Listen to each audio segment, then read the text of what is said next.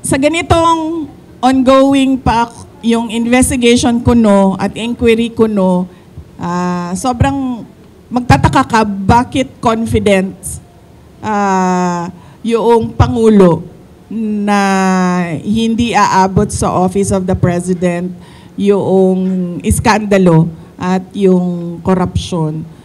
So ibig sabihin, siguro alam na niya kung ano yung kalalabasan ng inquiry at ng investigasyon. Kasi wala namang iba sigurong explanation kung bakit napaka-confident mo sa mga mangyayari pa.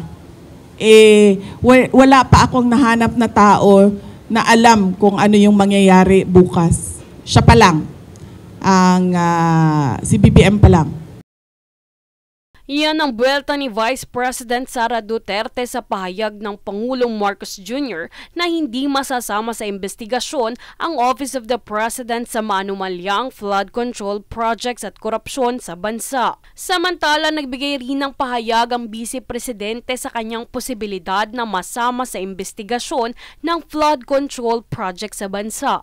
Ito ay dahil sa pagkakadawit naman ni Senator Bongo sa investigasyon matapos atasan ng Ombudsman ang DPWH na imbestigahan ang CLTG Builders na pagmamayari umano ng ama ng senador at sa posibleng kaugnayan nito sa mga diskaya. Ayon sa Vice Presidente, susubukan anya ng Pangulo na idiin siya dahil kaalyado ni dating Pangulong Rodrigo Duterte si Senator Bongo. Sigurado ako hindi aabot sa akin ang flood control scandal kasi unang-una wala namang flood control projects sa OVP or sa Department of Education.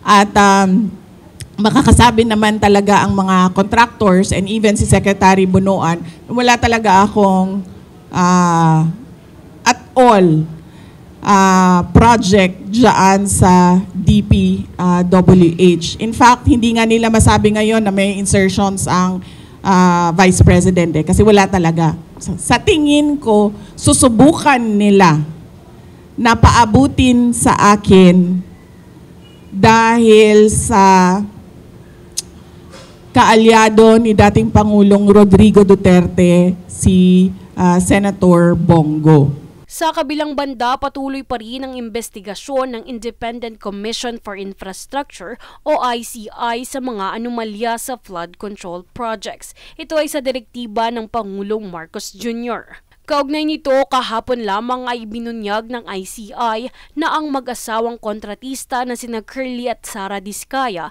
ay hindi na makikipagtulungan sa investigasyon sa mga umano'y anomalya sa mga proyekto ng DPWH dahil sa hindi magandang opinyon na ginawa ng isa sa mga miyembro nito.